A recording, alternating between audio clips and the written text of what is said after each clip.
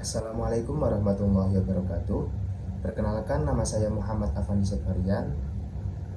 Saya berasal dari Kayu Puring Lor, Banyusari, Gerabak Magelang.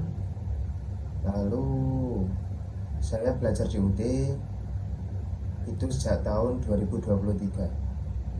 Terus prodi yang saya ambil yaitu prodi Sistem Informasi.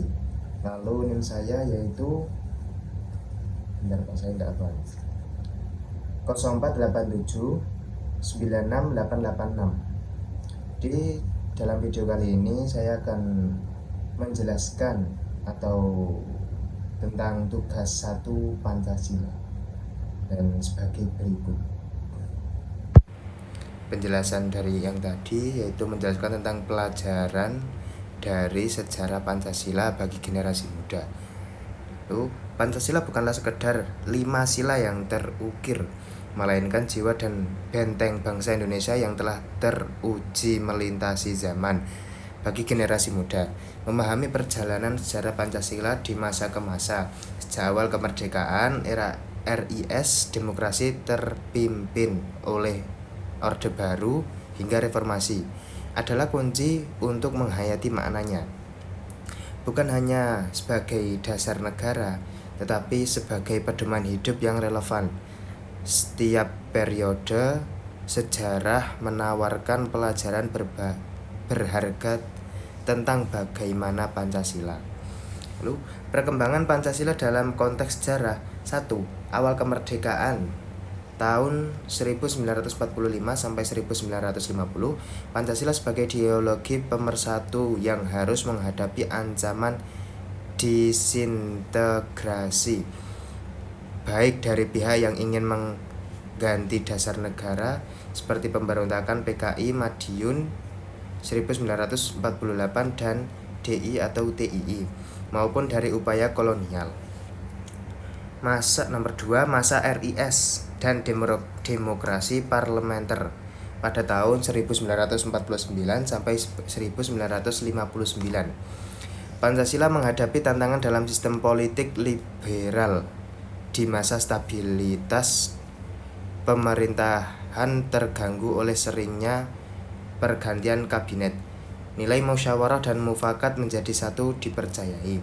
Nomor 3, masa demokrasi terpimpin tahun 1959 sampai 1966. Pancasila mengalami ideologisasi di bawah kepemimpinan Presiden Soekarno, namun juga menghadapi ancaman dari ideologi ekstrem kiri. Nomor 4, masa Orde Baru dari tahun 1966 sampai 1998. Pancasila dijadikan sebagai asas tunggal dan alat legitimasi kekuasaan melalui program P4. Meskipun sukses menciptakan stabilitas interpretasi, Pancasila menjadi tunggal dan sering disalahgunakan untuk menekan kritik. Nomor 5, masa reformasi tahun 1998 sampai sekarang. Pancasila kembali menjadi nilai dasar terbuka yang diinterpretasikan lebih inklusif dan demokratis. Tantangan terbesarnya adalah degradasi moral, liberalisasi tanpa batas, dan munculnya kembali ancaman radikalisme serta polarisasi politik. Peristiwa penting pengangkatan G30 SPKI tahun 1965. Salah satu peristiwa paling kritis yang menguji kesaktian Pancasila adalah gerakan 30 September 1965 atau bisa disebut G30 SPKI. Peristiwa ini merupakan upaya kudeta bersenjata oleh Partai Komunis Indonesia atau PKI yang bertujuan utama untuk mengganti ideologi Pancasila dan ideologi komunisme yang ateis dan bertentangan dengan prinsip ketuhanan yang Maha Esa dan kemanusiaan yang adil dan beradab. Lalu nilai Pancasila yang tercermin yaitu sila ke-1, yaitu ketuhanan yang Maha Esa. PKI menganut ideologi komunisme yang menolak keberadaan Tuhan atau ateis secara fundamental, bertentangan dengan sila pertama yang menjadi dasar moral bangsa. Perjuangan menumpas G30S PKI adalah pertahanan nilai spiritualitas dan moralitas bangsa. Lalu sila ketiga yaitu Persatuan Indonesia. Upaya kudeta PKI mengancam memecah belah bangsa, merusak tatanan negara, dan menimbulkan konflik horizontal. Kegagalan kudeta ini menegaskan kembali bahwa Persatuan Indonesia yang berlandaskan Pancasila jauh lebih kuat daripada upaya pemecah belahan ideologis.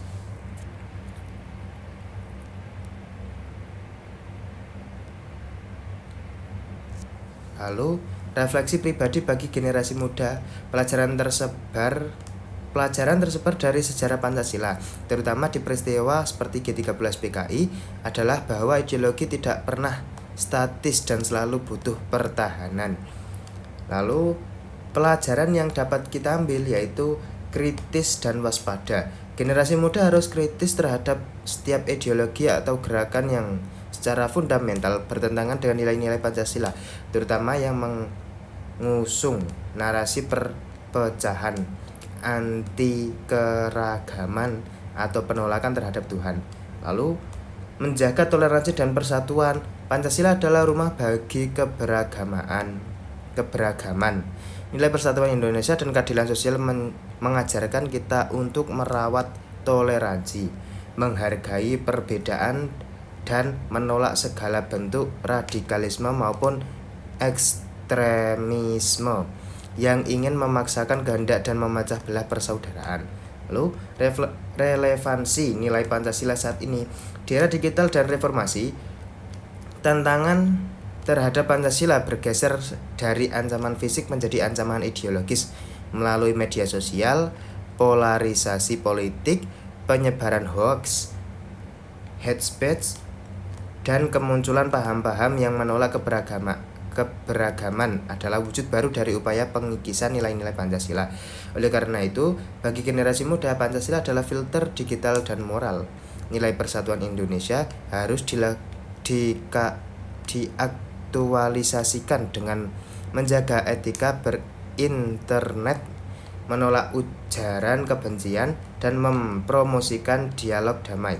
Nilai ketuhanan yang Maha Esa harus menjadi landasan integritas untuk melawan korupsi dan menegakkan keadilan di ruang publik dan privat. Sekian dari saya. Assalamualaikum warahmatullahi wabarakatuh.